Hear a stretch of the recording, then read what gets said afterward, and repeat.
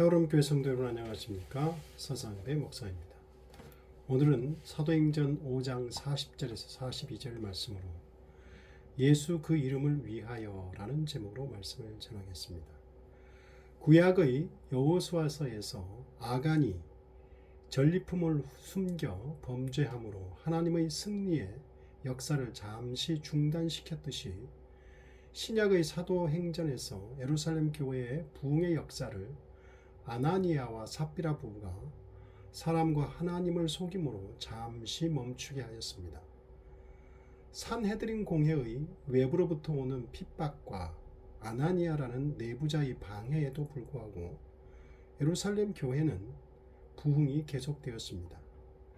외부적인 핍박은 교회로 하여금 기도와 찬양 속에 하나 되고 더욱 열심을 내어 복음을 전하게 했습니다. 내부자의 타락을 심판하시는 하나님의 심판을 본 교회 안팎의 사람들은 하나님을 두려워하게 되었고 사도들을 통해 하나님의 역사는 더욱 많이 나타났습니다. 이로 인해 믿고 주께로 나아오는 자가 심히 많아졌습니다. 여호수아서도 사도행전도 하나님의 역사는 어떤 방해가 있어도 막을 수 없다는 사실을 증거하고 있습니다. 택함을 받은 백성을 포기하지 않는 하나님의 열심으로 인해 결국 우리는 승리하게 될 것을 믿습니다. 로마서에서 바울은 이러한 사실을 이렇게 말했습니다. 로마서 8장 28절 우리가 알거니와 하나님을 사랑하는 자 곧 그의 뜻대로 부르심을 입은 자들에게는 모든 것이 합력하여 선을 이루느니라. 누가 우리를 그리스도의 사랑에서 끊으리요? 환난이나 공고나 박해나 기근이나 적신이나 위험이나 칼이랴. 그 어떤 것도 하나님의 백성을 그리스도의 사랑에서 끊을 수 없다고 합니다. 우리의 삶에 어떤 고난이나 실수가 있더라도 우리가 하나님의 택함 받은 백성이라면 하나님의 사랑하심에서 끊어낼 수 없을 것입니다. 누가 우리를 그리스도의 사랑에서 끊으리요라는 말씀을 꼭 기억하고 믿어야 합니다. 나면서부터 안진뱅이가 되어 성전에서 구걸하던 사람을 베드로와 요한 사도가 나사렛 예수의 이름으로 고친 것이 유대 당국의 첫 번째 공격을 받았었는데 아나니아 사건 이후 사도들의 기적과 교회 부흥은 유대 당국의 두 번째 공격을 받게 되는 계기가 되었습니다. 이렇게 영적 전쟁이 계속되고 있었습니다. 대제사장을 비롯한 사두개인 당파는 사도들을 향한 첫 번째 공격이 실패로 돌아간 것에 격분하고 사도들이 산헤드린 공회의 예수 복음 전파 금지령과 위협을 무시하는 것에 당황하고 사도들의 권능과 인기로 인해 시기가 가득하여 핍박에 더욱 박차를 가합니다. 그들은 자신들이 누리고 있는 대중적인 인기와 영향력이 사도들로 인해 위협받고 있다고 생각한 것입니다. 사도들이 예수의 이름으로 행하는 기적들로 인해 사람들의 관심과 영향력이 날로 커지고 있었습니다. 예루살렘과 유대의 많은 도시에서 예수님을 믿는 신자의 수가 지속적으로 무서우리만큼 증가하고 있었습니다. 게다가 사도들이 예수 복음을 전파하지 말라는 그들의 명령을 거역하고 있었습니다.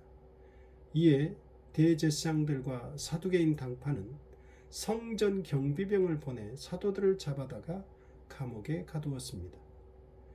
이번에는 베드로와 요한만을 체포한 것이 아니라 사도들 대부분을 체포해서 감옥에 가두었습니다. 그런데 주의 사자가 밤에 나타나 옥문을 열고 사도들을 감옥에서 끌어내 성전에 가서 생명의 말씀을 백성들에게 전하라고 명령하였습니다. 주의 사자를 통한 구출은 사장에서 성도들이 모여서 기도한 것에 대한 하나님의 응답이었습니다. 사도들의 복음 전파와 성도들의 기도 그리고 하나님의 기도 응답 이렇게 상호간의 동력이 원활하게 일어나고 있었습니다. 우리의 신앙생활과 삶도 이렇게 하나님과 우리 사이에 원활하게 역동적으로 돌아가기를 기도하여야 합니다. 주의 사자는 사람들이 많이 모이는 성전에 가서 생명의 말씀을 계속해서 선포하고 가르치라고 명령했습니다. 생명의 말씀이란 예수님을 생명의 주로 선포하라는 것입니다. 예수님을 믿는 사람들에게 영원한 생명을 주는 생명의 주가 부활한 예수님이라는 사실을 선포하라는 것입니다. 오늘날 교회는 이러한 생명의 말씀을 전하는 사도적 사명을 동일하게 수행해야 합니다. 교회가 이를 위해 존재하는 것임을 알아야 합니다. 사도들은 주의 사자의 명령대로 오직 예수님만 주시는 영원한 생명과 구원에 관한 말씀을 모두 다 선포해야만 했습니다. 사도들은 새벽에 성문이 열리자마자 성전의 솔로몬 행각에서 산헤드린 공회의 명령을 무시하고 하나님의 명령에 따라 생명의 말씀을 선포하고 가르쳤습니다. 아침이 되자 산헤드린 공회는 회의를 열었고 대제사장은 전날 밤 사도들을 가둔 감옥으로 경비병들을 보내 사도들을 데려오라고 명령합니다. 그러나 이미 사도들은 주의 사자에 의해 감옥에서 풀려나 솔로몬 행각에서 백성들에게 생명의 말씀을 전하고 있었습니다. 그래서 감옥은 텅 비어 있었고 경비병들은 대제사장에게 돌아가 그대로 보고하자 보고를 들은 그들은 매우 당황합니다. 그때 누군가 산헤드린 공회실로 와서 사도들이 성전에서 백성들을 가르치고 있다고 보고했습니다. 이에 성전 경비대장이 경비병들과 함께 가서 사도들을 공회실로 데려왔습니다. 사도들은 공회 앞으로 끌려와 대제사장의 신문을 받았습니다. 대제사장은 예수님의 이름을 이 이름이라고 말하며 예수님에 대해 말하지 말라는 산헤드린의 명령을 어긴 것에 대해 사도들에게 책임을 묻습니다. 대제사장은 명령을 어긴 책임을 묻는 질문에서 사도들의 가르침이 예루살렘에 가득하였다고 말합니다. 사도들의 사역이 매우 성공적임을 인정해버린 것입니다. 실제로 수천 명의 사람들이 예수님을 믿고 세례를 받았으므로 예루살렘이 예수님의 이름으로 가득하였습니다. 그리고 대제사장은 사도들이 예수님의 무고한 죽음에 대해 하나님이 예수님을 죽인 자들을 보복해 주시기를 바라서 이런 행동을 한다고 단정하며 신문하였습니다. 대제사장의 이러한 고소에 대해 사도들을 대표해서 베드로 사도는 7가지 사항을 밝혔습니다. 첫 번째, 사도들은 예수님의 증인으로 예수님에 대해 말하고 선포하라고 명령한 하나님께 순종할 책임이 있다. 그러므로 사람의 명령과 하나님의 명령이 충돌한다면 하나님께 순종하는 것이 사람에게 순종하는 것을 항상 앞선다는 것입니다. 두 번째, 대제사장과 사두개인들이 죽인 예수님을 하나님께서 부활시킴으로 메시아로 인정하신 것인데 너희들은 메시아를 죽임으로 아브라함 등 우리 조상 때부터 구원의 역사를 계획하신 하나님을 거역하는 죄를 저지른 것이다. 세 번째, 예수님의 죽음에 대한 책임은 예수님을 나무에 달아 죽인 유대인 지도자들에게 있다. 네 번째, 예수님은 부활을 통해 영광을 받으시고 하나님 우편에 앉으사 임금과 구주가 되셨다.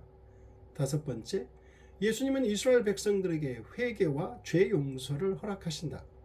하나님이 예수님을 부활하게 하시고 영화롭게 하신 목적은 이스라엘 백성들에게 회개와 죄 용서 받음의 기회를 주시기 위해서다.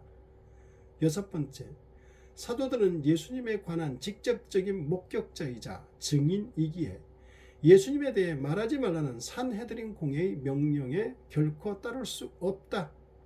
일곱 번째, 사도들을 비롯한 예수님을 믿는 모든 사람들에게 주어진 성령께서 예수님에 대한 증인이시다. 베드로 사도의 예수 복음 설교를 들은 대제사장을 비롯한 공회원들은 크게 분노하여 사도들을 죽이려고 하였습니다. 그런데 산헤드린 공회에 바리새인 가말리엘이 등장했습니다. 그는 모든 백성들에게 존경을 받는 산헤드린 공회원이었습니다. 그래서 공회는 그의 의견을 무시할 수 없었습니다. 가말리엘은 공회가 분노하여 사도들을 함부로 죽이지 말고 조심하라고 강력하게 조언을 하였습니다. 이에 가말리엘에게 설득당한 공회는 사도들을 죽이지 않고 다음과 같이 결정했습니다. 첫 번째, 사도들은 벌로 채찍질을 한다. 두 번째, 예수님에 대해 말하지 말라는 명령을 다시 강력하게 내린다. 세 번째, 사도들을 풀어주는 것입니다. 이에 사도들은 그 이름을 위하여 능욕받는 일에 합당한 자로 여기심을 기뻐하면서 공회 앞을 떠났습니다. 사도들은 예수님의 이름 때문에 자신들이 모욕당하는 것을 하나님이 주신 특권으로 여겨서 기뻐했습니다. 사도들은 이전에 예수님이 이에 대해 정확하게 말씀하신 것이 생각났던 것입니다. 누가복음 6장 22절 인자로 말미암아 사람들이 너희를 미워하며 멀리하고 욕하고 너희 이름을 악하다 하여 버릴 때에는 너희에게 복이 있도다. 그날에 기뻐하고 뛰놀라 하늘에서 너희 상이 큼이라. 그들의 조상들이 선지자들에게 이와 같이 하였느니라. 사도들은 이것을 복이라고 말씀하신 예수님의 말씀을 온전히 믿고 받아들인 것입니다. 하늘에서 상이 큰 것이 진정한 복이라고 믿고 사는 것입니다. 그래서 사도들은 채찍 맞고 풀려난 후에도 계속적으로 생명의 말씀을 선포하고 가르쳤습니다. 42절 그들이 날마다 성전에 있든지 집에 있든지 예수는 그리스도라고 가르치고와 전도하기를 그치지 아니하니라. 예수님을 따르는 삶은 사도들에게 기쁨으로 표현되었습니다. 사도들은 채찍질 당하고 풀려나면서도 괴로워하거나 억울해하지 않고 오히려 기뻐하며 떠났습니다. 그리고 계속해서 예수님에 대한 생명의 말씀을 선포하고 가르쳤습니다. 예수님을 믿는 사람들의 기쁨은 개개인의 심리적인 성향의 문제가 아닙니다. 근본적인 변화를 가져다 주는 성령의 임재를 통해 얻는 마음의 상태입니다. 그러므로 기쁨은 성령의 열매를 이루는 한 부분입니다. 갈라디아서 5장 22절 오직 성령의 열매는 사랑과 희락과 화평과 오래 참음과 자비와 양선과 충성과 희락이 바로 기쁨입니다. 갈라디아서는 성령의 열매 9가지 중에 하나가 기쁨이라고 말하고 있습니다.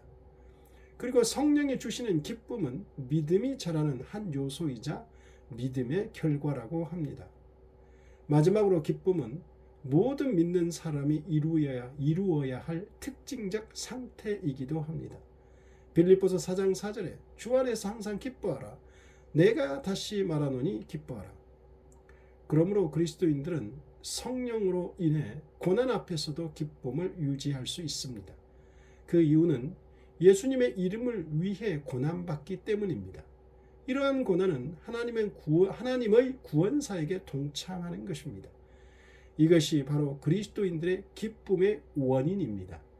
그리고 예수님의 제자로서 신실하게 살아가며 고난을 경험할 때 하늘에서 상이 크다고 말씀하셨습니다.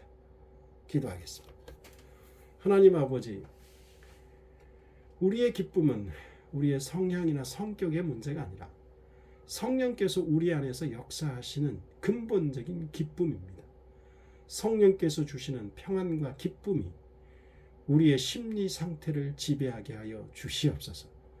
어떤 어려움과 고난 앞에서도 성령이 주시는 기쁨을 잃지 않게 하여 주시옵소서. 늘 주 안에서 기뻐하며 살아가게 하옵소서. 예수님 이름으로 기도드립니다. 아멘.